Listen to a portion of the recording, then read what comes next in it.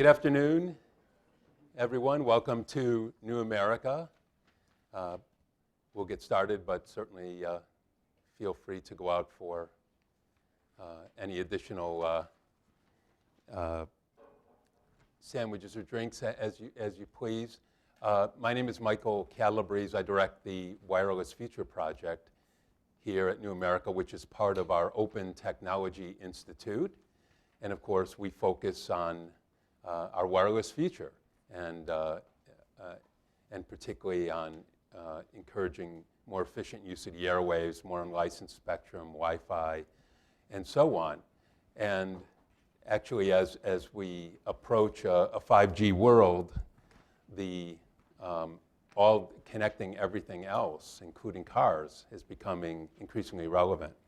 So this event, Talking Cars, 5G and Wi-Fi, time to get more mileage from the car band, is very timely. I was just at Mobile World Congress, and there was an incredible focus on 5G as well as on connected cars, how that will happen, and that means also how we will use the public airwaves for that purpose as well as for all the other purposes we have.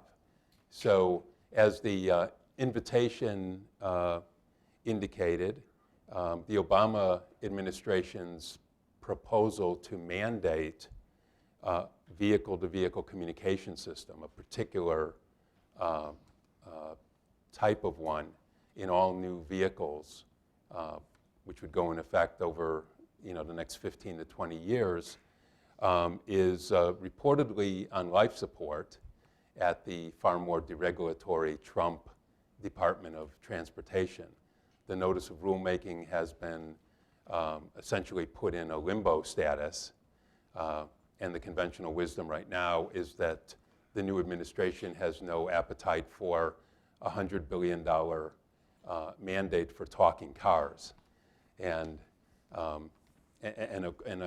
hope, of course, that everyone watching will realize we're not talking simply about the technological advance from talking horses to talking cars, but literally about a new type of auto safety, vehicle-to-vehicle safety signaling, vehicle-to-infrastructure, as well as a way to bring lots of new commercial services to cars.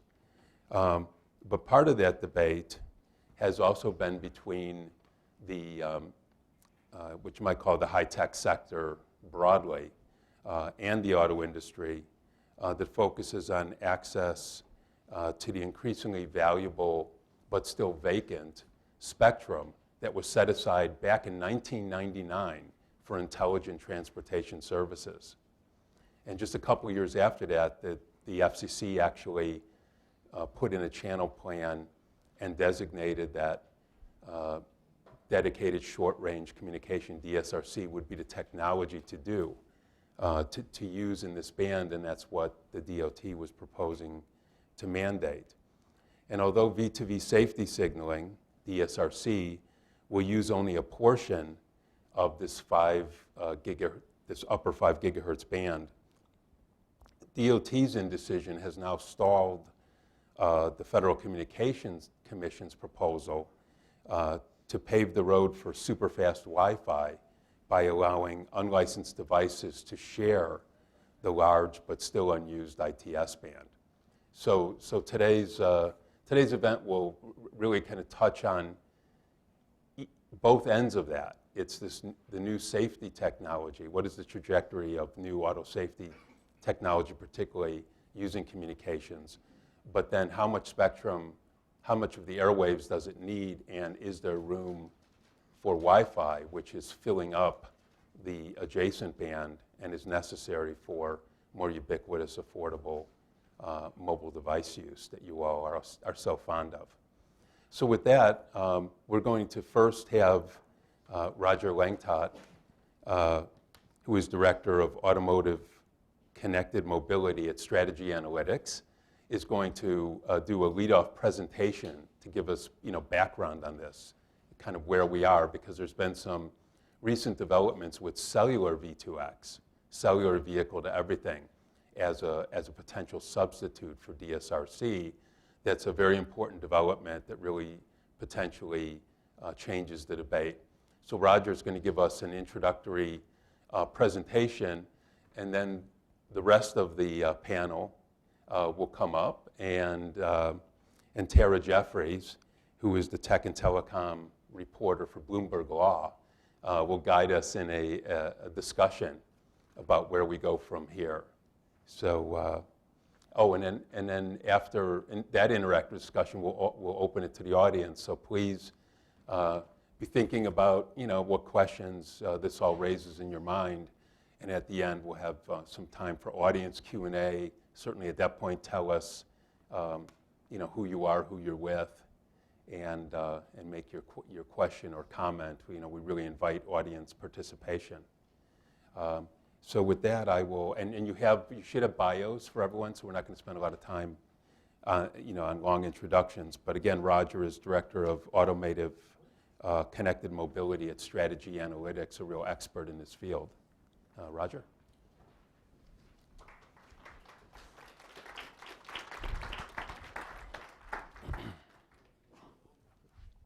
Thank you very much, Michael. I was told I just had to hit this button, and we'd be good to go. There we go.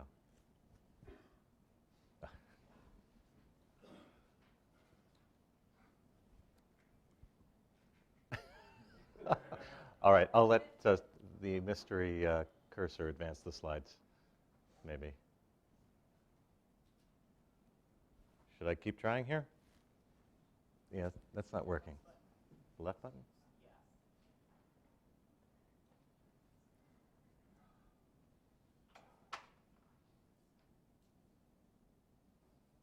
Okay. All right. So I'm the director of Automotive Connected Mobility at Strategy Analytics. Strategy Analytics, we look at the connected home, we look at the mobile and wireless market, and we look at the automotive industry. And we look at technology adoption and deployment in vehicles, and we advise our clients, the car makers, the wireless carriers, and the very broad ecosystem supplying the automotive industry, including semiconductor companies, content providers, et cetera. And this is a hot button issue. Our clients are asking about DSRC and C-V2X on a daily basis. It's touching all of them, and they're making very significant decisions right now. And it's kind of a situation that's up in the air. Michael gave a good characterization of the status of this discussion about vehicle-to-vehicle communications. So as I thought about what I would talk about in setting the stage for our conversation today, the first question is, why are we connecting cars? Okay, because I think the average person isn't necessarily insisting on or even looking for a car with a wireless connection. Some people today may even be looking for a car without a wireless connection, okay? Now, if you're a car company, you want to have a wireless connection in there today because you probably have tens of millions of lines of software code in there, if not more than 100 million lines of code, and that code is rife with errors and vulnerabilities, and you want to be able to manage that data, manage that software, keep it up to date, as well as being able to detect if there are any sort of cybersecurity vulnerabilities or intrusions, and have the ability to respond. And I probably don't have to tell anybody here that we have a huge vehicle recall problem in this country, and a growing proportion of those recalls are for software flaws in the car. And if the car companies can correct those flaws remotely with a software update along the lines of what Tesla is doing, then billions of dollars could be saved by the industry. So increasingly, the automakers are recognizing that this is in their favor. It's a requirement. They need to connect cars. Now, this is happening in the context of an automotive industry and a wireless industry that really don't get along very well, okay? I like to say wireless carriers don't understand car companies, and car companies can't stand wireless carriers, okay? They really don't. It's not a kumbaya kind of experience between these two organizations.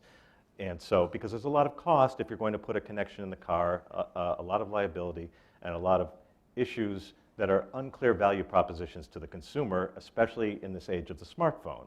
So there was a time when GM could differentiate itself and sell cars with OnStar as a value proposition. If you get in a crash, we're going to call for help. It's going to come. Don't worry, even if you're unconscious. Now I think most people think, I'm just going to use my phone.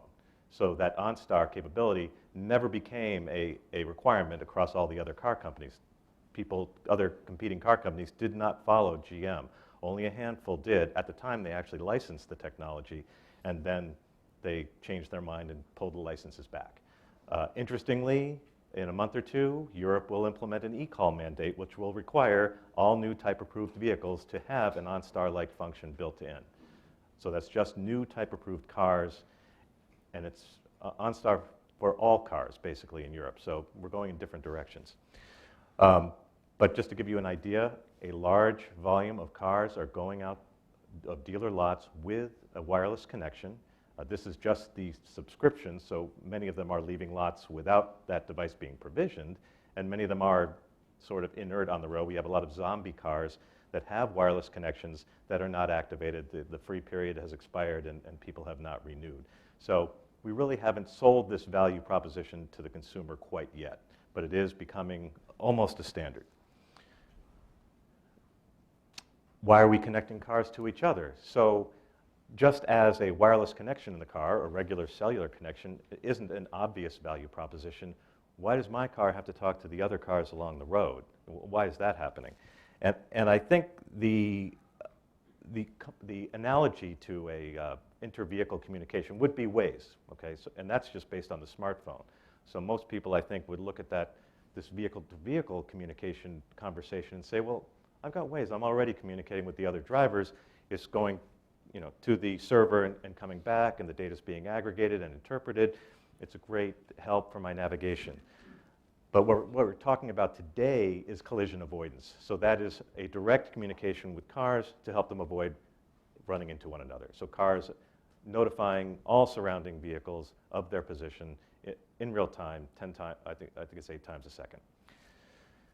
So what kind of progress have we made in nearly 20 years of development, as Michael mentioned? Well, not a whole lot, all right? So GM, a couple years ago, started putting V2V modules in their Cadillac CTS vehicles, which is probably their single lowest volume vehicle, and the volume has continued to go down since they made that decision. But it was a way for GM to say, look, we want this spectrum, DOT, so don't take it away from us. We're actually putting it in our cars. Come to find out that I think GM was a little bit surprised that nobody followed their lead in this approach. Volkswagen, meanwhile, has been the next car maker to step up. I will say Toyota was before everybody in deploying in a large number of cars, millions of cars in Japan, but on a different spectrum and with a different value proposition and a completely different marketplace. Volkswagen has said, beginning in 2019, their new cars will get V2V connections. This is only for Europe, though, okay? And it's important to understand the context here, which is Europe does not have a mandate, and the mandate's been fought off and beaten back by the industry, essentially, both the automotive industry and the wireless industry. And interestingly, Volkswagen's biggest market is China, and China is not going to deploy DSRC. They're going to use C-V2X, which you'll hear a lot about today. Oh, and please note the Energizer Bunny. So DSRC just won't go away. Okay, so no one here is going to tell you it's dead, even though I've been quoted saying that. It's not going away, not dead yet, I guess you'd say. NDY on DSRC. So the news in this space is the voices coming from DG Move in Europe and US DOT in the US is technology neutrality. So we're not going to put our thumb on the scale anymore. The significance of that is that when we had the Smart City Challenge in the US, for example, all of the proposals required DSRC. If you were trying to get a Smart City grant, you had to include DSRC in your proposal. It looks like that's going to kind of go away. The US DOT is going to stop pushing DSRC. Some states have said, state-level US DOTs have said they're going to continue to push it, but not all 50, maybe about 18. But it's not a unified front on DSRC at this time. And so the regulators and government is taking a step back and saying, maybe the quicker path to market is for us to get out of the way and let the market forces take over. This is a little technical. I'm not going to get into too much of the details here, but I did want to highlight a couple of things about C-V2X, which many of you may be hearing about for the first time, although I hope not. C-V2X is using the same spectrum and offering almost identical, if not superior, capability. Okay, so you're having the same low latency all right? And it's also high bandwidth. In addition, it can operate without network assistance. I can't tell you how many senior industry engineer executives with far more advanced degrees than I'll ever see in my life telling me, well, the carriers will never allow direct communications without access to the network. That you're going to have to communicate with the network, and there's going to be too much latency for this to be a safety-relevant application. It's simply not true, and I don't know why the confusion persists, but I wanted to emphasize it with this audience to make sure we're all on the same page. This is direct vehicle-to-vehicle communication without the network on C-V2X. And finally, they're using the same spectrum. And there's some other relevant issues here, and there's a little bit of Qualcomm snark there in the lower left saying that there's no evolutionary path forward from DSRC. So this comparison was sourced from Qualcomm. So what are we seeing? How does this unfold in the market, and what does it mean to the average consumer? Well, hopefully it means we're going to save lives because vehicles will be able to communicate with each other in the early days. Now, the problem, as you've probably surmised by now, is that if a Cadillac CTS has this technology and no other car has it, the only car the CTS can avoid colliding with is another model year 2018 Cadillac CTS. This is a problem. And Volkswagen's going to have the same problem. A Volkswagen so equipped, model year 2018 or model year 2019, I suppose, will only be able to avoid colliding with another Volkswagen model year 2019. So the value proposition really only works once all cars, or as some would say, a certain percentage of cars are so equipped. There is a day one capability that would be relevant, though, and that is vehicle to infrastructure. So if you have traffic lights that are enabled with DSRC technology, they would be able to communicate with the Cadillac CTS, but that application would have to be developed, and the likelihood is that it would be a very small number of traffic lights because deploying C-V2X for this application instead of using existing cellular technology is way more expensive. So if you're a local US DOT, you're not going to go with the more expensive route. But that would be a day one application. Ford has said 2019 they will do C-V2X, which is significant because Ford was one of the early and hardcore developers and advocates of DSRC. So for them to say they're doing C-V2X is a big deal, a very big deal. And others very likely are behind them, but they've come out in particular in the forefront and said, we're doing this. I was just at the Mobile World Congress and talking with Samsung and Qualcomm, who say awards have already taken place for car companies adopting 5G. Well, 5G doesn't even exist yet, right? How are they doing that? The significance of that information is that typically car companies have been 3 or 4 years behind each evolution of the wireless network. So when we were getting 3G, cars were getting 2G. We were getting 4G, cars were getting 3G. Until they discovered, like GM, when we went from analog to digital, that when analog got turned off, all their cars got turned off, and suddenly they had a class action lawsuit on their hands. So the automotive industry is now working hand in glove with the wireless industry on this implementation of this next generation, and they want to have cars with the latest technology at day one, especially because that device will be in there for 15 years. You don't want to be saving pennies on an old network topology that's not going to be around in 15 years. Oh, so the evolutionary path, though, this is the Qualcomm snark. So they're saying, C-V2X will be forward compatible with 5G, release 16, whereas DSRC is only compatible with DSRC. And to clear up I haven't heard this confusion a lot, but there is a little bit of confusion about interoperability. There's no interoperability between these two technologies. So the industry has to make a choice. The automakers have to decide one or the other.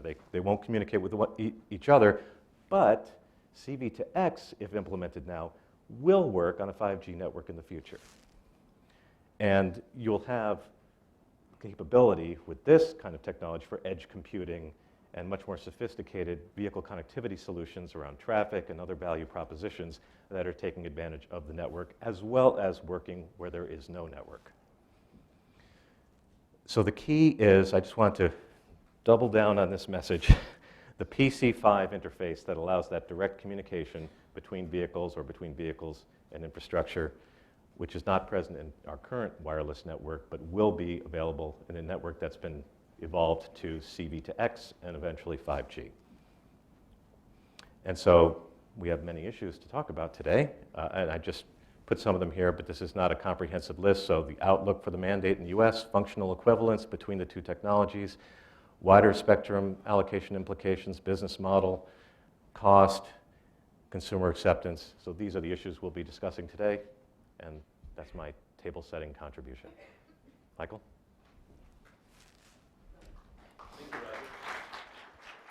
Great background. So we'll invite the panel to come up, and Tara will take over.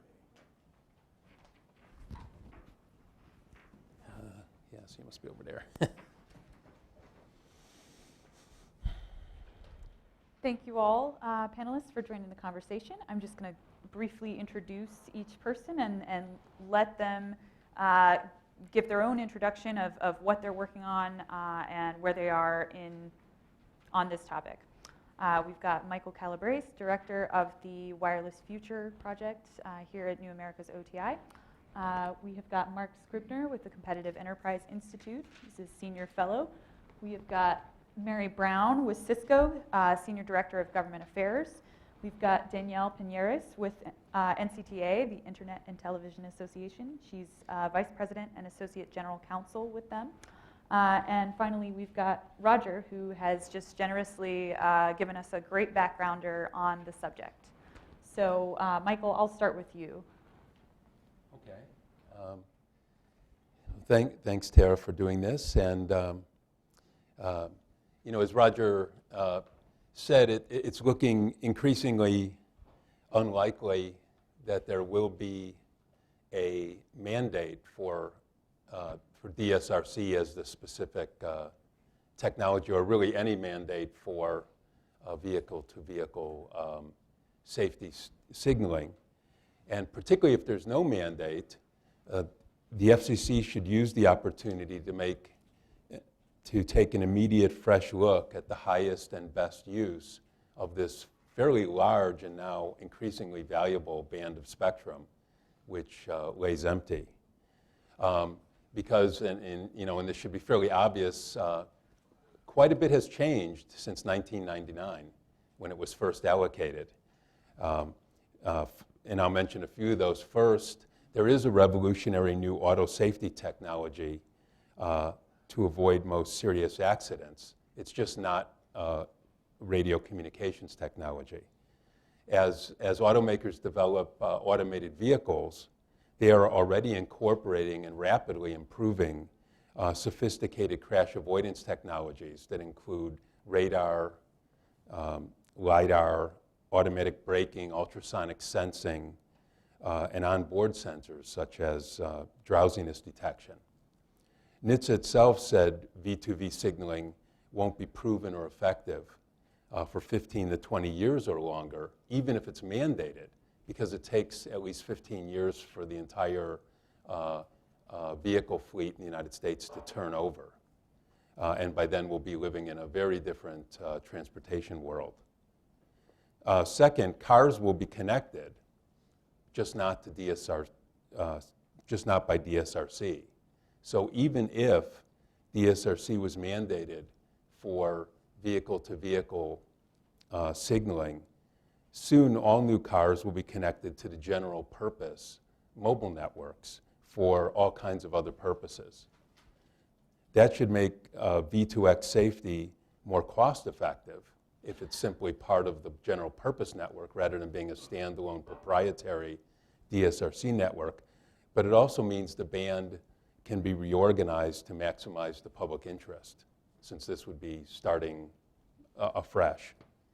Third, whichever technology is used, there remains a critical distinction between real-time safety of life applications, right, which are narrowband, must be uniform and interoperable, and commercial or informational applications, such as getting, you know, an ad flashed on your windshield when you stop at a red light near McDonald's, or downloading maps or swapping videos with other cars. And we can use other spectrum for that purpose or share the commercial part of the band with Wi-Fi. When Commissioners O'Reilly and Rosenworcel spoke here on this topic 2 years ago, believe it or not, and nothing has really changed since then, Commissioner O'Reilly in particular emphasized that the non-critical safety use of this band should be shared with Wi-Fi. Fourth, cellular V2X is starting from scratch today. So, they're just going to begin some validation testing this spring in Southern California. So now is the time to decide how it will use the public airwaves. There is likely spectrum with better propagation and closer to core mobile carrier bands that could be used. And at a minimum, there's no reason that V2V safety channels using 5G radios cannot operate at the top of the band and allow Wi-Fi, which is adjacent at the bottom of the band, to share the rest. Finally, the public interest must factor in the enormous and growing value of Wi-Fi. Wi-Fi bands are congested in busy places, and in a 5G world, consumers will need much wider channels of shared spectrum that appear available only in the 5 and 6 gigahertz bands. Right now, the car band is a vacant desert island smack in the middle of what will be the core band needed to make Wi-Fi more available, fast, and affordable for consumers. So it really is time for a fresh look. Thanks, Michael. Mark? Great. Thanks, Tara, and thanks, Michael, and thanks, New America, for hosting us here today. I'm going to cover, I guess you could say, two categories here. First I'm going to discuss some specific problems in the National Highway Traffic Safety Administration's V2V Notice of Proposed Rulemaking that was published about a week before President Trump took office, and then has since been mothballed as a long-term action, as Michael and Roger have discussed. First, so NHTSA's two-radio DSRC exclusive approach would have required, they estimated, nearly 20,000 roadside equipment units to be built out along the national highway system. But as NHTSA quickly noted, they don't have funds to build out a network. They don't have authority to regulate and manage the network. So when they were talking about mandating this specific vehicle technology that would have required a brand new nationwide network, they basically said, we'll figure this out later. And this, you'll see this is sort of a theme, that NHTSA thought it could just figure this out later rather than actually presenting an actual proposal to the public to comment on.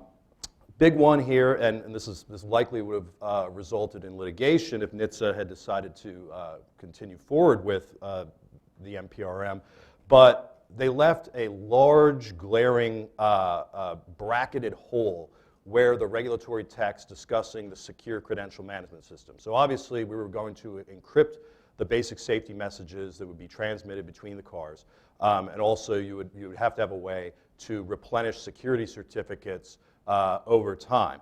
NHTSA just said, we'll figure this out sometime between now and the final rule, but we're not going to give you anything to evaluate. So lawyers can't look at this, and most importantly, engineers couldn't look at this to see what may be going wrong with their approach toward cybersecurity.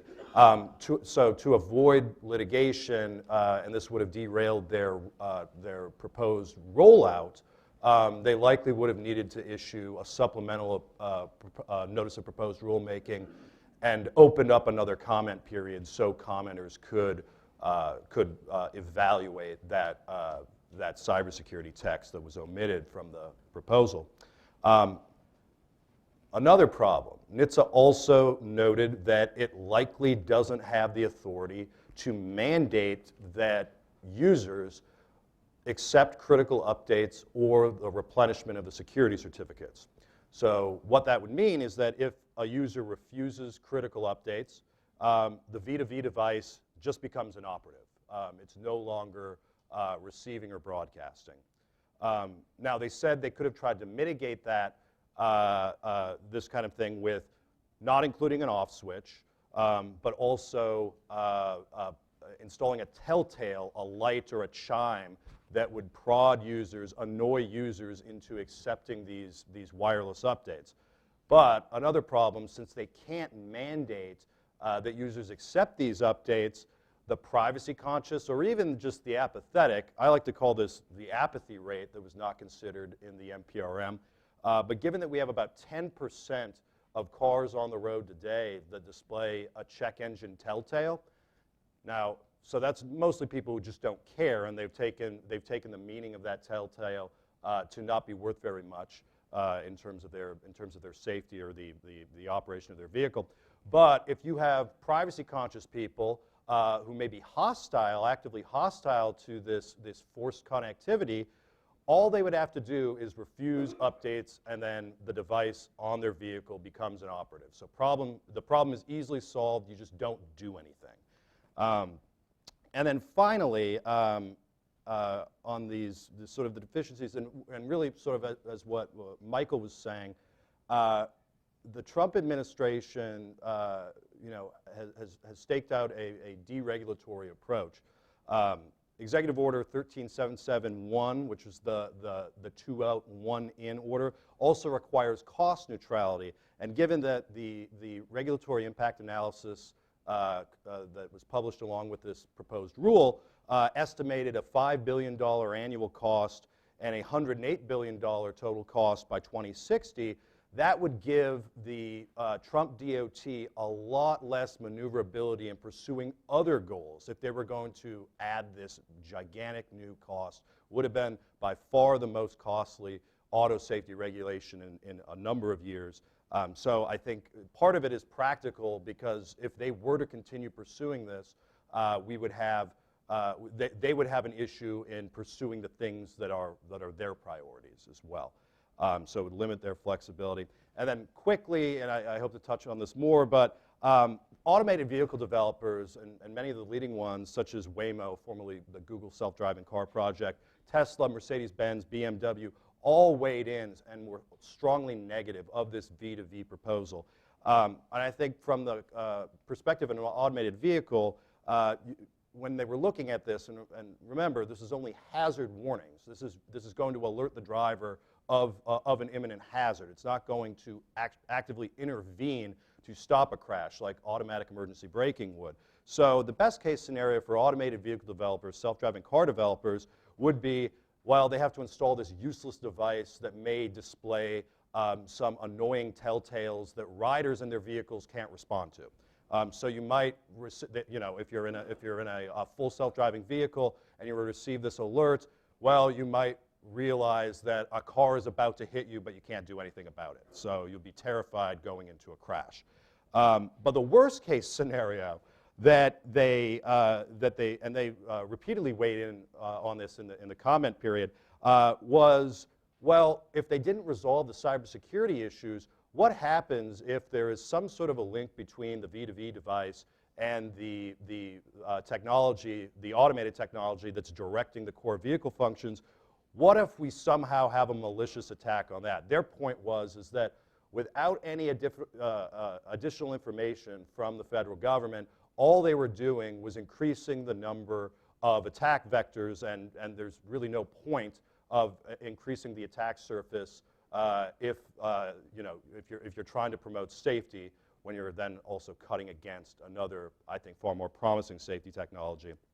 And then finally, I would say that a top-down DSRC mandate could divert resources that automakers are currently spending, and these upstart developers are currently spending on automation technology, which could save far more lives than even the best case scenario under a V2V DSRC hazard warning, shifting into this. So I like to think of DSRC V2V, at least as envisioned by NHTSA, as sort of the Minitel of connected vehicle technologies. This sounded really great, particularly, they may have had a case back in 2005 to mandate this.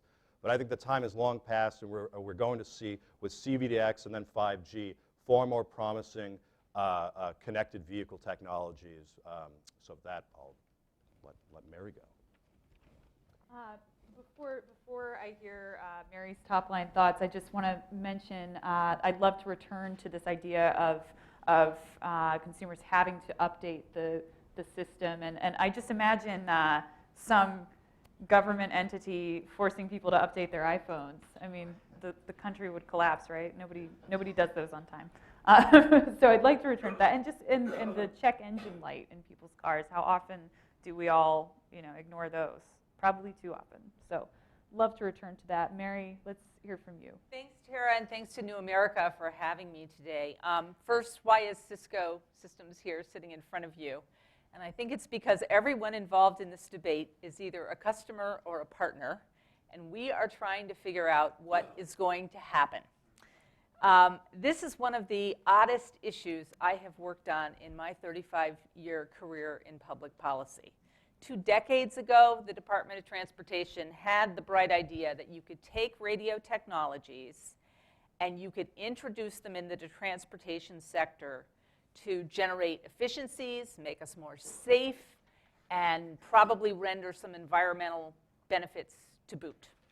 And today, what the Transportation Department has done is, by any measure, somewhat complete, but not complete. With every passing year, the views about what should happen to this idea of using radio to make us safer has become increasingly splintered. And I now count 5 mutually exclusive views, some of which you've already heard today. The first, DSRC is and should remain the intelligent transportation technology of choice. Some auto manufacturers, the Department of Transportation itself, the National Highway Transportation Safety Administration appear to agree. More recently, state highway departments have added their voice to this chorus. That said, NHTSA has not mandated the use of vehicle-to-vehicle technology, has not mandated DSRC. Yet, if you look on their website, it remains a significant rulemaking. It's a key part of the U.S. Department of Transportation ITS strategic plan, and more infrastructure deployments are happening at the state level funded by tax dollars. New equipment is being introduced by vendors, and just last week, the IEEE standards body stood up a new study group to refresh and update the standard. It doesn't feel dead to me. Second position, cellular vehicle to everything should be the designated technology of choice. This late-to-the-party technology challenger uses exactly the same spectrum as DSRC, but is not interoperable with it, as we heard earlier. By definition, then, this is a winner-take-all proposal, right? It was created by the global cellular industry in response to China's decision to move to a cellular-based system to do this. We're still in the United States in very early days. It has not been tested anywhere near the level of DSRC, and certainly has not been tested by government. It may well be a great technology. It may well be a better technology than DSRC, but that's a proof point that needs to be developed, along with some explanation of what the business model might look like, because that may have very different implications for both auto manufacturers as well as state highway departments, and most importantly, for consumers. Third position, ITS has too much spectrum devoted to it, and that amount should be reduced in favor of repurposing the spectrum for more Wi-Fi. It is certainly true that Wi-Fi needs more spectrum, and that spectrum has not been used and is just sitting there fallow today. Some parties are urging NHTSA not to mandate any radio technology for safety because they say autonomous technologies are good enough.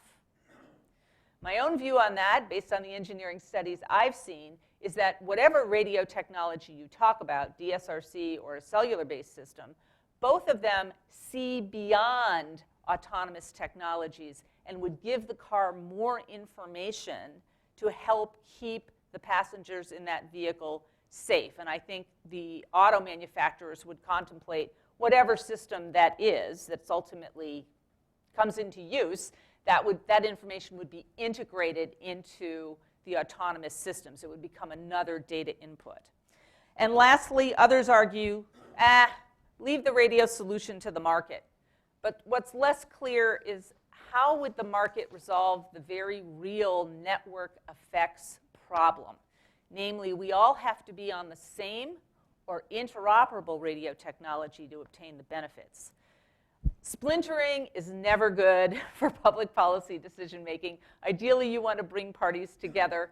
I see this debate going in the opposite direction, and I hope we can discuss more about the implications of all of this as we move through the discussion and Q&A. Thanks. Great, thanks, Mary. Danielle, let's hear from you. Sure. So in keeping with Michael's theme of change, I also wanted to talk a little bit about some changes in the marketplace, and maybe also some things that haven't changed either since 1999 or more recently, about 5 years ago when the FCC first opened the 5 gigahertz proceeding. So we've heard a little bit about changes in the automotive marketplace. I'd like to talk a little bit about some changes in the spectrum environment. But I'd like to start by highlighting that the need for more Wi-Fi spectrum, as Mary said, has not diminished in the last 5 years. In fact, that need is becoming more acute. We're seeing fast-paced growth in consumer demand for Wi-Fi, and we'll also need additional Wi-Fi spectrum to enable next-generation gigabit Wi-Fi speeds. There have been a couple of important studies using different methodologies that both conclude that consumers will need over 1 gigahertz of new unlicensed spectrum in just the next few years, and that's just to support growing demand for technologies like Wi-Fi. We may need more than that when it comes to enabling new and innovative unlicensed technologies. From NCTA's perspective, 5.9 gigahertz remains the best near-term option for additional mid-band unlicensed spectrum suitable for Wi-Fi. And why is that? The 5.9 gigahertz band is immediately adjacent to the Uni 3 band, which is the most important Wi-Fi band in the world.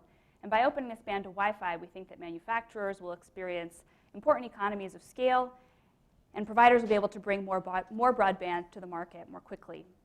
And despite this rhetoric that DSRC deployment is just around the corner, after nearly 20 years, as others have highlighted, these incumbent DSRC services remain in the pilot phase, and they may never see widespread commercial deployment. So there really is no other mid-band spectrum today that's so underutilized and has so few incumbent operations. Today, broadband providers are delivering gigabit broadband to homes and businesses, but without access to 5.9, we think that Wi-Fi could become the bottleneck. Broadband providers will lack the wide 160 megahertz channels that they need to deliver next-generation broadband to consumers, which is how many of us experience the internet. So while we think that 5.9 remains a critical band for Wi-Fi, as has been noted, there's been a lot of change in the last few years. There's been this shift from DSRC to cellular V2X. As others have mentioned, this is really shifting industry interest away from DSRC to these more cellular technologies. From our perspective, that means that arguments about sunk costs or the current channelization that might need to be maintained are really now suspect. Now, we've heard from a couple of folks that although the CV2X spec suggests that the 5.9 gigahertz band could be used for CV2X applications, but as this is a new technology, that may not need to be the case. And we've also heard that CV2X has a path forward to 5G, and it may be that it's appropriate to think about CV2X more in the 5G bucket and think about spectrum allocations accordingly. It doesn't necessarily mean less spectrum, but I do think the time's right for the FCC to take a fresh look, step back, think about what are the spectrum needs for this kind of shifting landscape in automotive communications technologies, and what is the right spectrum home for these different options. In fact, we've heard some in the community suggest that exclusive licensed spectrum might be a better choice for safety applications than the DSRC model for CV2X. I also wanted to talk a little bit about changes in the spectrum environment since the FCC first conceived of the 5.9 band as an automotive communications technology band 20 years ago. So in that time, the lower adjacent Uni 3 band, which I mentioned is widely used for Wi-Fi, has seen widespread deployment, millions upon millions of unlicensed devices here in the United States. What hasn't been talked about too much yet here today is that upper adjacent band to 5.9, the 6 gigahertz band.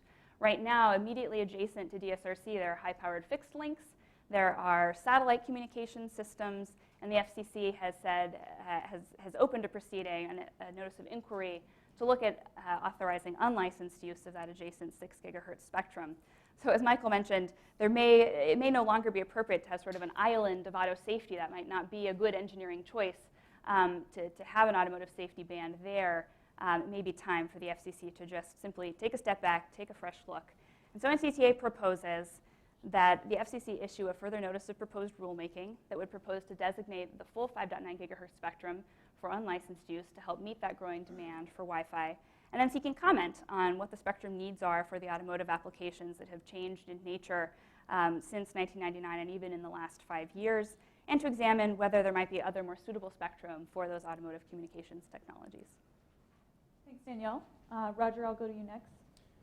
Oh, well, I already sounded off, You've but said enough. I did want to comment on some of the statements that were made here and some of the things I didn't mention.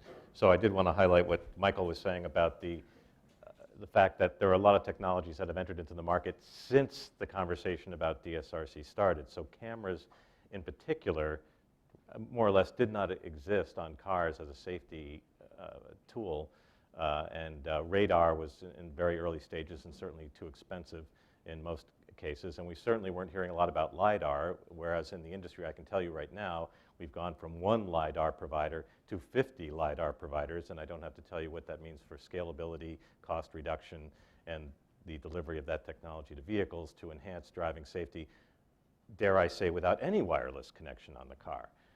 What we haven't talked a lot about on the panel here is what we're working toward in the industry, which is autonomous driving, all of this safety technology enabling an autonomous experience with no driver.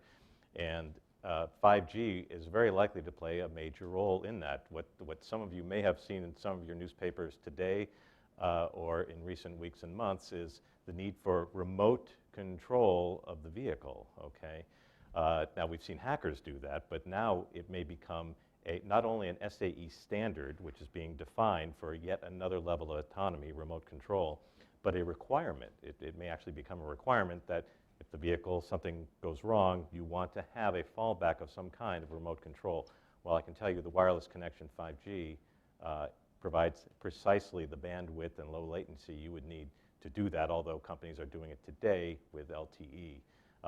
Believe me, I'm as skeptical as anybody about the scalability of remote control of large numbers of vehicles, but it is not only being contemplated, it very may well be a required standard. In fact, Finland's autonomous driving law provides for the driver, that there must be a driver, but the driver doesn't have to be in the car. So draw your own conclusions where this is leading. So I'd be the first person to say most of the autonomous vehicles that are operating on the road today do not have a wireless connection, and they are perfectly safe. But in the future, we're going to want to have all of the technology at our disposal that we possibly can have, a belts and suspenders kind of approach to autonomous driving, and wireless technology will play that critical role, and it very likely will be cellular, although I will say I was at the Satellite 2018 conference here in DC yesterday, and certainly satellite wants to play a role in this game as well. But I think the points were covered very nicely and with very little overlap by the other speakers, so back to you. Well, Roger, thanks for that, and I do think it's important to talk about the role of autonomous vehicles today in these policy discussions. I, for one, wonder if we'll keep using the phrase behind the wheel to refer to somebody who's in control of something after we're no longer behind the wheel, literally, of our cars. But moving on, it's clear that this debate in some ways is quite old in the sense that some idea of intelligent transportation and spectrum has been in the works for decades. But it's also very new with things like self-driving cars.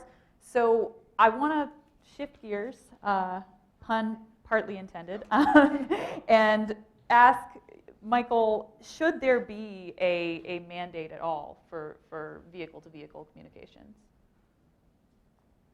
Okay. Well, we haven't focused on that, on the safety. We're not claiming to be safety experts exactly, and Mark should definitely weigh in on that. I think really some of the considerations I mentioned at the beginning are very important, which is given the cost and given how long it would take to become effective, I think the administration really needs to look at how much of a difference will it make. And I think it was just mentioned this, Roger just mentioned the trajectory of driver assist safety technologies. Again, the radars, lasers, LiDAR cameras and all that, is only improving, and it makes each car safer and makes the whole driving environment incrementally safer for everyone for each new car. A big problem with DSRC that NHTSA was fairly frank about in its notice of rulemaking is that it will take at least, first of all, it'll be a few years, even if they adopted it tomorrow, it would be a few years before they start really doing it, and then it'll take at least 15 years they said to even know if it'll be effective, because you have to have a turnover in the vehicle fleet, which takes about 15 years. And it just seems that we're changing the nature of driving so radically over that same time period. And these things are so interactive with each other, as somebody mentioned, that it probably is better to leave it to the market, but within, obviously within certain bounds. Roger, you wanted to weigh in? As does Mary, but from a mandate perspective, I thought you were going to say it, you didn't quite say it, which is even if we were going to go forward, it would probably be 8 years before anything took effect. So if you look at the backup camera mandate, I think that was in the neighborhood of about 8 years, and there's an amazing amount of really very enlightening research that had to be done, on top of the research that had gone before to determine exactly how it would be implemented, et cetera, et cetera. And there's all sorts of comment periods, and then there's a phase-in, et cetera, et cetera. What we saw in the Obama administration was a shift to more of a voluntary relationship with the industry. So I would say, boy, we should mandate automatic emergency braking at low speed. But again, if we pursued a mandated approach, it would be 8 to 10 years before we were saving life number one. And so they took a voluntary approach to get everybody to commit to, we're going to put this on the cars by a certain date so there seems to be something fundamentally flawed in the regulatory process, the mandating process. Where there isn't a flaw, I think, and I could be mistaken because I'm not a fleet commercial vehicle industry expert, however, I think NHTSA has more authority to implement mandates in that sector much more rapidly, and we might be having a very different conversation today if the approach had not been to see DSRC implemented in large volume passenger vehicle segments, but in the commercial segment. And then today we'd have commercial vehicles with DSRC technology, and then if you put it in the car, you'd have the added advantage of being able to detect large vehicles around you. You'd immediately have a valuable proposition. But I think there's something fundamentally flawed in the regulatory process to get to a life-saving proposition. Mary? Yes, so I just want to point out that the notion that Michael raised about the amount of time it's going to take to roll radio-based technologies into the fleet that is all the cars that we drive is a concern regardless of what radio technology you pick, right? The average American is now holding onto their vehicle for more than 10 years. And so it takes time for any new technology to be deployed, whether it's semi-autonomous, autonomous, radio-based. To me, the question is, does radio-based capability for safety, is the increment of safety you're going to get off that from semi-autonomous technologies that are in new cars today, or from autonomous technologies, is the incremental benefit you're going to get from that worth the cost? And what we saw in the NHTSA Notice of Proposed Rulemaking from the end of 2016, when they did their cost-benefit analysis, was they were concluding, yes, but I will be the first to say technology moves fast. And obviously, before you go to a final rule, you would have to do that analysis again to find out, regardless of the radio technology you pick, is the benefit worth the cost? I think the estimate was 1,200 lives would be saved or something. The high end was up towards 1,400, but that was at 2060. And I don't know if that was arrived at assuming a connection between the RF solution and the vehicle controls, because No, that was just assuming alert, hazard. a warning. That Yeah. was just assuming warnings, although the auto manufacturers all say that they would integrate that data into their semi-autonomous and autonomous technologies. Well, the ones that don't actively oppose the mandate. Right. But no. I'm just saying, regardless of what technology, if you assume a radio technology, it's going to become part of that system. I think the main difference between an automated safety technology and a radio technology is that you can start providing safety benefits immediately once that automated technology is deployed. It doesn't matter if it doesn't matter what other cars are equipped with. And in the case of the V2V mandate from NHTSA, they were looking at a cost-benefit break-even point around a decade after the phase-in began, so about a decade after the mandate started to take effect. Many argue that that was overly optimistic, but I think the point is some of the lower levels of automation technology, take automatic emergency braking, which is incredibly promising right now, and we're starting to see this being deployed in the vehicle fleet today. We could save just as many lives as the probably overly optimistic regulatory impact analysis from NHTSA says we could with V2V, DSRC, in just a couple of years, as opposed to waiting decades to reap those benefits under the NHTSA's vision for V2V. So I think, I don't disagree that in the future we're going to see automated connectivity, connected automated vehicles, cooperative automated vehicles, but that isn't what NHTSA's talking about right now. And if you look at all of the discussion, everything that's in that rulemaking proceeding that's still open, and it's a very little, next to nothing on automated vehicles. It's all focused on hazard warnings. But then finally, just to point out, I think there's been, even though we still have this rulemaking, it's sitting out there open, it's now been redesignated as a long-term action, which means that NHTSA didn't expect to work on this for at least 12 months. But I think we've seen other things, maybe not as clear as a regulatory shift, but we saw the 2018 to 2022 US DOT strategic report basically gut all references to DSRC V2X compared to what was in the 2014 to 2018 strategic plan. And also we've seen guidance pulled back at Federal Highway Administration on vehicle-to-infrastructure DSRC-based systems. So I think there is, I don't think the administration has finished its work on this topic, but I think there are, in addition to the redesignation of the rulemaking proceeding status, I think we've seen other indications from the department publicly that they are moving in a different direction than the previous administration. Anybody else want to weigh in on what Mark just said?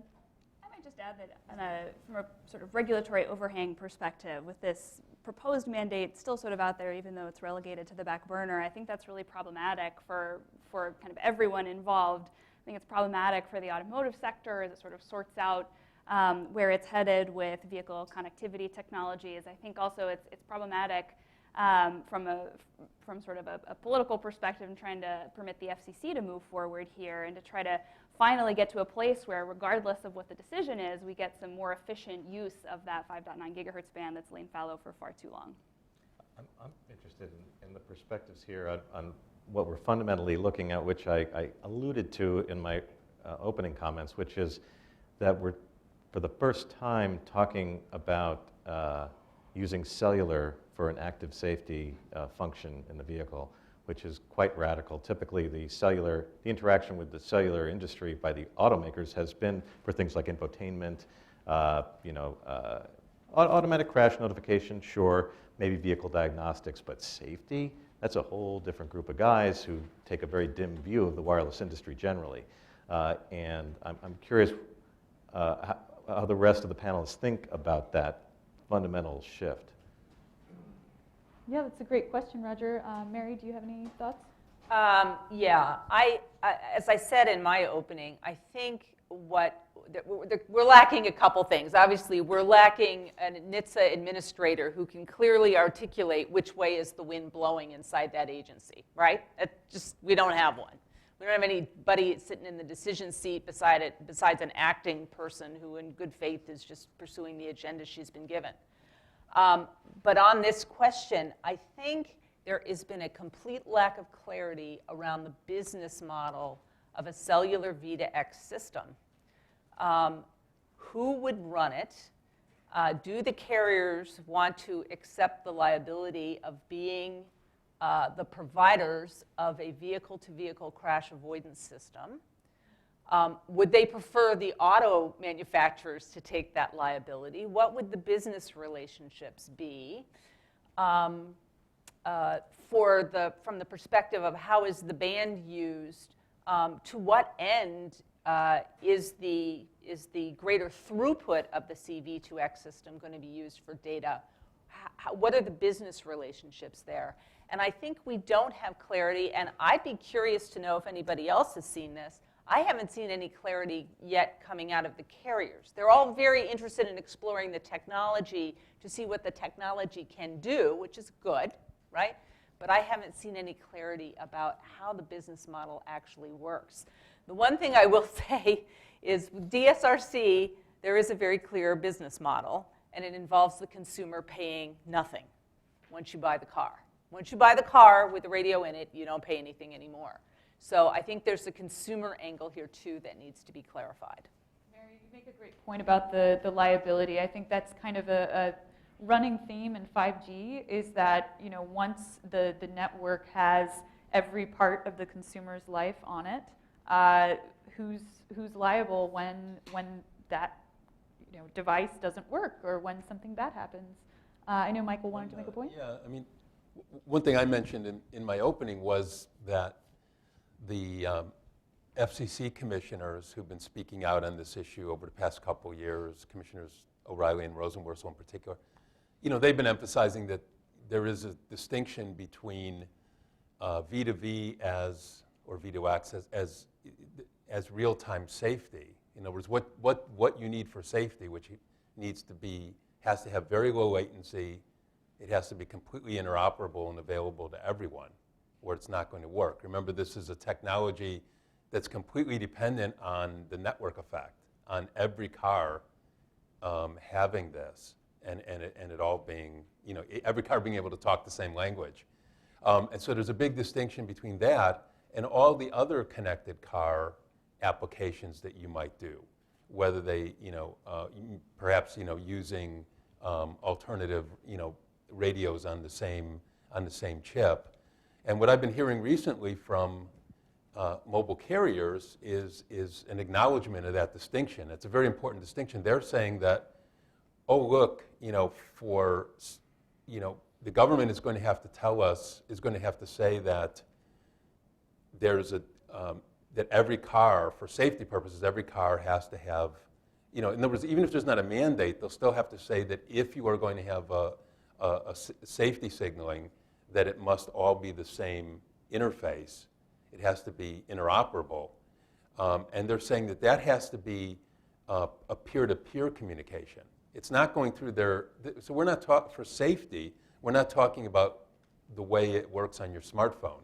It's not going to go through the cloud. It's not going to go back to each of the competing carriers' different networks. This has to be, for safety, the basic safety message has to be peer-to-peer. It has to be directly between the cars.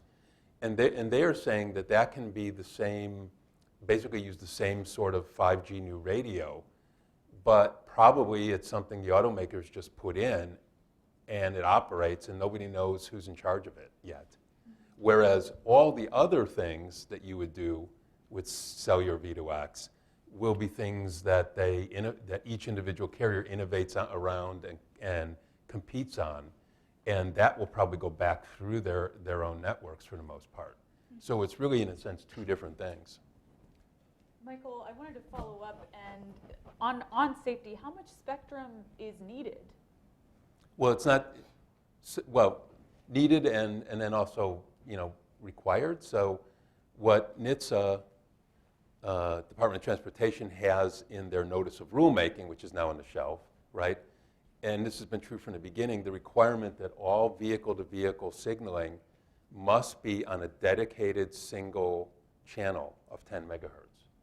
So the band is 75 megahertz, and they require that all that real-time safety signaling be on 10 megahertz. They also have this notion to set aside a second channel for first responders because it could be at a much higher power level. And in Europe, what the European Union decided years ago, they had a proceeding. They said, well, we think that safety requires 20 megahertz, but we're going to have a third channel, so up to 30 megahertz as a contingency, because it might be useful to have, for example, cars communicating with stoplights and things like that. And that could, even though that's not always time critical, it could be on this third channel. So Europe still is going with about up to 30 megahertz, which is why, one of the proposals, when it looked like DSRC was going to be mandated, one of the leading proposals, Cisco had a proposal, but also Qualcomm had a separate proposal to segment the band to say, well, let's give safety its own exclusive 30 megahertz at the top of the band so that Wi-Fi can share the rest, so that commercial applications can share between DSRC and Wi-Fi.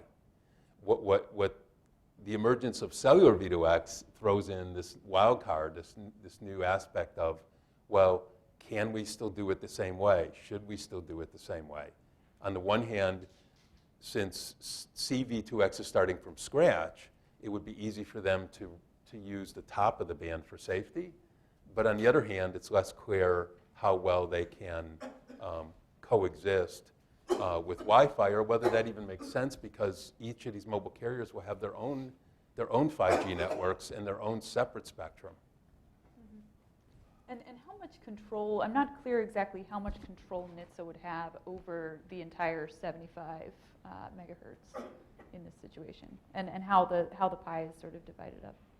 Maybe I can jump in on that one. I think just to highlight something Michael said about spectrum needs, it's important to remember that for the vehicle-to-vehicle, the proposed vehicle-to-vehicle mandate, again, we were looking at one 10 megahertz channel for safety signaling. I also want to highlight, I think there's sometimes a misperception that this is DOT spectrum, but in fact, this is commercial spectrum that's governed by the Federal Communications Commission. And so while NHTSA has a very important role to play, I think, in this debate about CV2X and DSRC and safety technology, it's not the expert agency when it comes to spectrum decisions. Those are things that Congress has committed to the FCC to decide. And so, I think that's why it's time for the FCC to step up, to step forward, given all these changes in the marketplace, and really start thinking about exactly what the spectrum needs are in this new environment, and just take a fresh and holistic look at that 5.9 band. Mm-hmm. Mary, go ahead. Well, just to apply some technology gloss to the statements here, the DSRC technology was designed with a vehicle-to-vehicle channel that is 10 megahertz, that is dependent upon the existence of a vehicle-to-infrastructure channel so they can obtain their security certificates that we heard about earlier, right? There's also a control channel at the top of the band. There was a channel that state highway departments were going to use for their own purposes. But you can't, in a DSRC proposal, you can't isolate 10 megahertz. They need something else so they can communicate with that radio. Similarly, when the cellular V2X came along, they took that same model but put in cellular technology, right? So they also need some way to communicate with the radio that's on board the vehicle. Whether that absolutely needs to be in the band, or it could be that communication link could be in another band, is a question. It's a valid question. But that's how it was designed. It was essentially designed as a cellular version of DSRC. Mm-hmm. Yeah, interestingly, so Roger had a slide up, I think taken from Qualcomm earlier in this discussion during his presentation, that sort of highlighted the various sides of CV2X, and I'm no CV2X expert, but it sounds like there's sort of a direct automotive piece that they're thinking about the 5.9 band for. And then they already contemplate CV2X operating over the carrier's existing license spectrum, in part to do kind of the network communication. So, again, I think given that kind of unique nature and the fact that things are still developing, I think now's the right time to be thinking about those spectrum needs and for the FCC to take a look. Well, most of the advocates of CV2X will say that it's using the same spectrum, it can use the same protocols and deliver the same value proposition fundamentally. So that seems to be the Yeah, intent. and we just had a white paper from 5G America's release this week that says exactly that. So that's cellular vendors and cellular operators saying it's the same spectrum. Where does Wi-Fi fit into this whole equation? We've mentioned Wi-Fi, several of you have, and I want to focus in on it for a second and talk about where it fits into this spectrum policy discussion. Michael, do you want to take a first crack, or do you want me to No, go ahead. jump in? I mean, I think I pretty much said my piece on this, but we'll reiterate that I think we're still seeing a great demand and growing demand for Wi-Fi technologies. So you're seeing increased consumer demand, some congestion on the networks, as Michael had mentioned, in kind of peak hour scenarios. You've got several studies forecasting a need for additional unlicensed spectrum, and you've got a great new Wi-Fi standard, 802.11ac, which is now in development for the next one, 802.11ax. And both of those rely on really wide 160 megahertz channels. Right now in the US, we have one 160 megahertz channel to support everybody. It's really, I should say, that's not restricted by dynamic frequency selection rules. So under kind of most favorable Wi-Fi rules, you've got one 160 megahertz channel, 80 megahertz at Uni 1, 80 megahertz at Uni 3. But to get the country's first contiguous 160 megahertz Wi-Fi channel, 5.9 is really the place to do that, really the only place that's been teed up here yet today. So I think this band is particularly important for Wi-Fi use and to meet that growing demand and enable those gigabit Wi-Fi speeds that carriers are delivering, that wired broadband providers are delivering into the home. Yeah, and I would just add that it's if Wi-Fi is going to keep pace in a 5G world, then it's going to need wider channels, more spectrum. So we often talk. One misnomer is we often talk about 5G as if it's a mobile, just a mobile carrier technology and network, but it will be even more diverse and decentralized than the current 4G wireless world. So currently, we currently have 4G, right? But I'm sure all of you on your smartphones are actually sending about 80%, roughly. That's what even some of the carriers have said. Of roughly 80% of your mobile device data traffic is not touching the carrier's spectrum or network at all. It's going a short distance over unlicensed spectrum via Wi-Fi, and that's what's keeping your. I know everyone thinks they pay too much, but believe me, you would have far less data if everything you were using actually went to the carrier network. But because it's going via Wi-Fi, into the wireline that's within a few hundred feet, about 80% of the traffic, then that makes your mobile broadband more available, considerably faster, particularly indoors, and a lot more affordable. So when 5G comes along, the same process needs to happen. So the mobile carriers are using millimeter waves.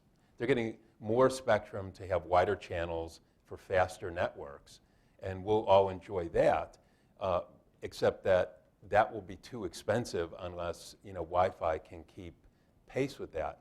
And right now, the only place for wide channels is in the 5 gigahertz band, which is immediately below and adjacent to this car band that we're talking about. But unfortunately, the FCC, although it proposed to make as much as 750 megahertz, contiguous megahertz available for Wi-Fi back in 2013, it found, among other problems, right, that the military said you can't share with a certain kind of radar in the middle of the band, and now we're running into this issue of this band we're talking about today, 5.9 gigahertz. So that is really the only place we know of right now in the upper 5 gigahertz band and possibly into the 6 gigahertz band where you can get these wide channels so that the entire 5G ecosystem will be robust, both the licensed side of it and the unlicensed side. So I concur with a substantial part of what Michael said. But I will also elaborate further. 5G is the first time that the cellular industry is going to have a radio access network, which is the edge radio, that is agnostic to technology. And one of those technologies is going to be Wi-Fi. So anyone who thinks Wi-Fi is not part of 5G as a technical matter, misinformed. Wi-Fi is going to be part of the 5G system and desperately needs more spectrum for all the demand reasons Michael raised.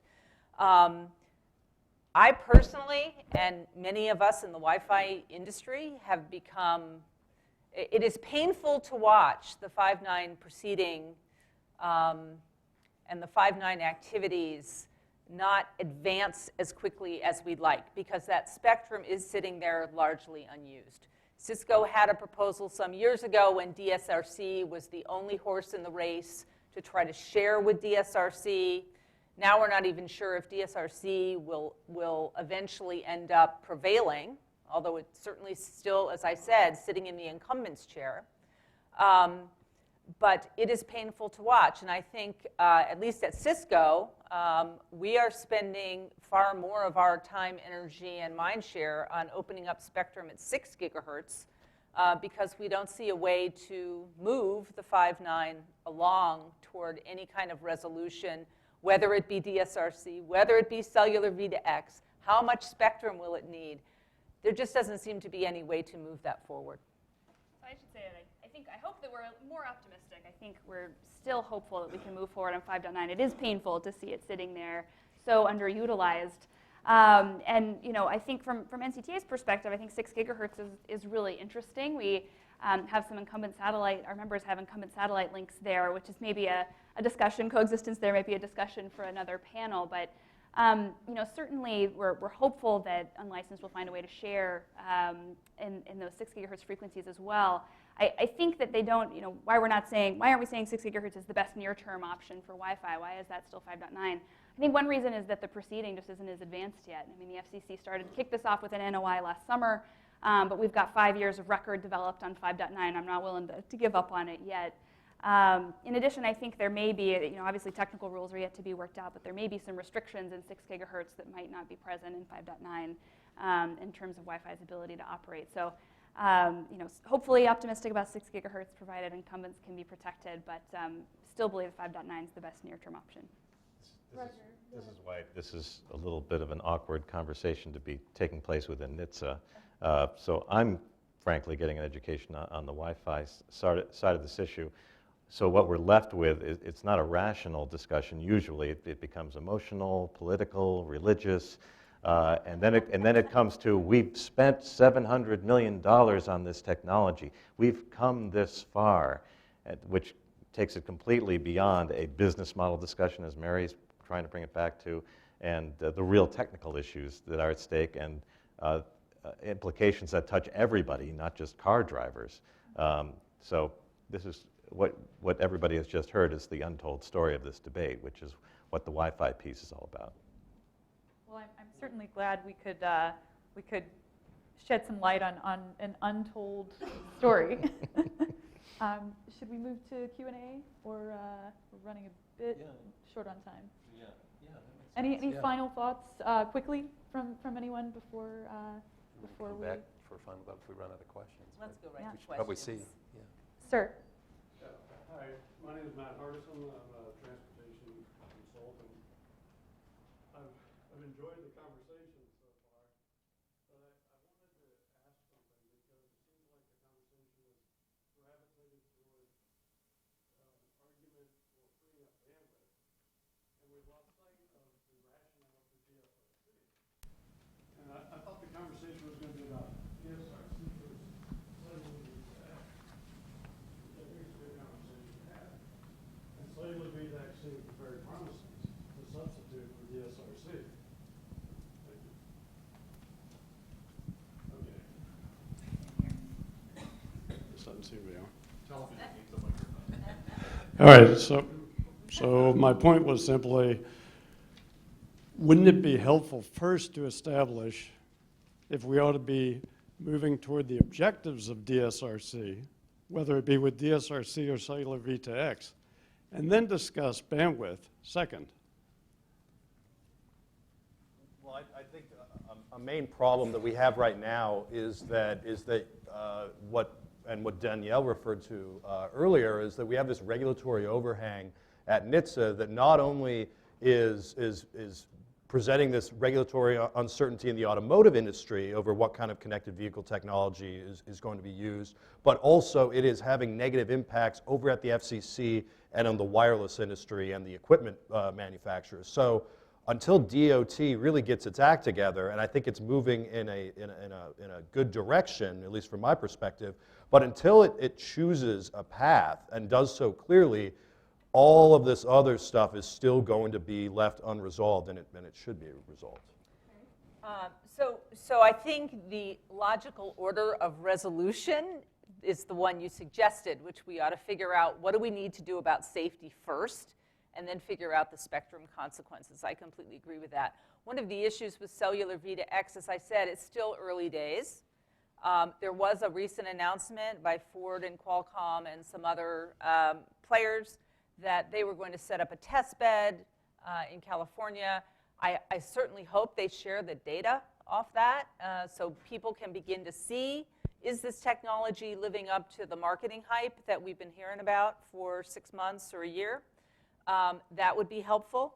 And I think it would be really important for folks to start telling us what they think the business model looks like, so that could be compared to DSRC. We don't have that information today. We don't have those data proof points, and we don't have clarity around those two issues. But I think that's the right logical intellectual pursuit. Yeah, I'm just worried, though, that if we get ahead of that by reallocating the bandwidth, then we miss the entire opportunity. I certainly hear that concern, and I think this is a challenge that the Federal Communications Commission faces often in this environment, because they're in a position of needing to designate bandwidth and allocate bandwidth many years in some cases before a technology takes off. Now, it shouldn't take 20 years, but certainly, in order for a technology to take off, it needs to have some spectrum security in place. So the FCC sort of needs to make some of these decisions, I think, fairly quickly for some of the technologies on the table. Yeah, and it appears, I should add that, and this is where this got stalled at the FCC, I believe, they have been waiting for Department of Transportation to make at least a fundamental decision about what safety is needed. Because it's not even so much a choice between DSRC and cellular V2X as the air interface technology, because they probably will use about the same spectrum for the same amount of spectrum for the purpose of safety, but they really just need to decide: is there going to be a mandate, and what are they mandating?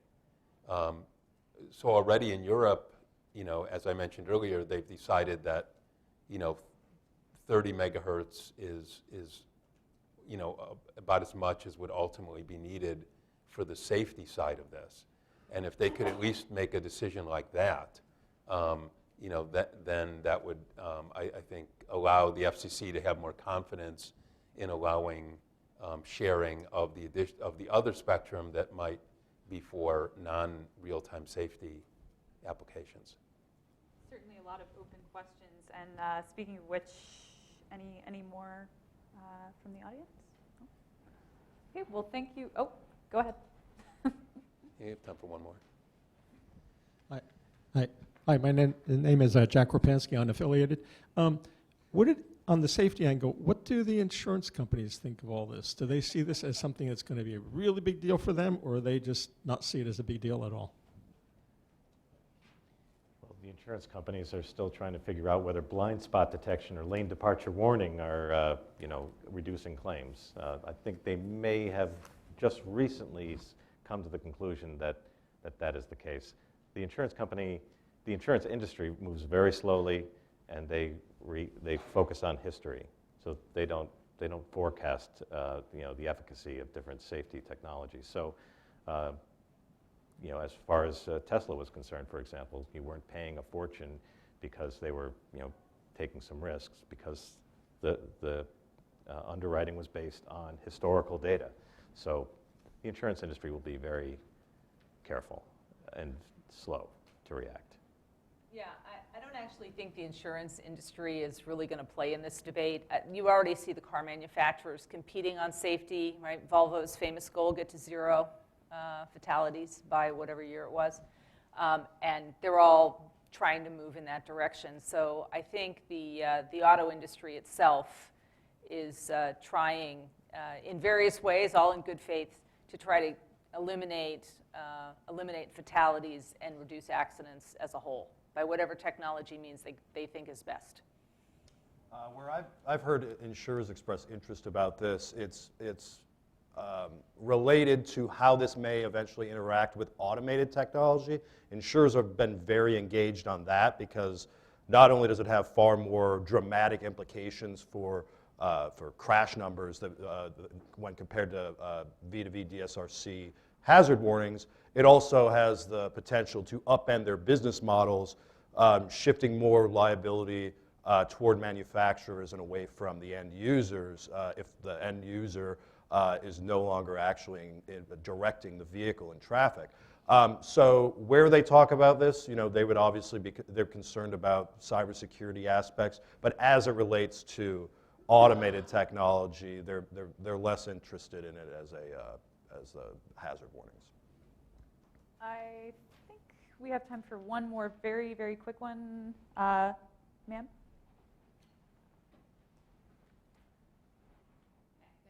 Lauren Smith from the Future Privacy Forum. One of the early slides, Roger, you had a section that talked about the privacy protections that could come into play for C-V2X that wouldn't necessarily be in play for DSRC. I've heard this discussed often. I know, the V2V mandate was built to be privacy protective, but also creates risks. But why exactly is it that cellular technologies would wind up, or 5G would wind up being more privacy protective? I was just going to say the DSRC community has prided itself on privacy protection. It's an anonymous message. They've had challenges to see if people could find and identify a car, from provided anonymized data. So I believe my sense of it is they would be equivalent, except with cellular you would have maybe more consumer control, either opt in or opt out, because it would be more wireless service based as opposed to this mandated protocol that's announcing your location 10 times a second. But again, my understanding of the ultimate rollout of DSRC would be completely anonymized. And that's my understanding anyway. So presumably it should be, you could argue it would be superior to cellular in terms of the preservation of privacy. But that would only be in the context of cellular would have presumably an opt-in or opt-out proposition. But for the safety, I suspect it would be the same protocol as DSRC. So it should be identical. So I'll have to check the slide again because it shouldn't really show a difference, I don't think. Well, thank you all for a great conversation, and thank you guys for joining us. Yeah.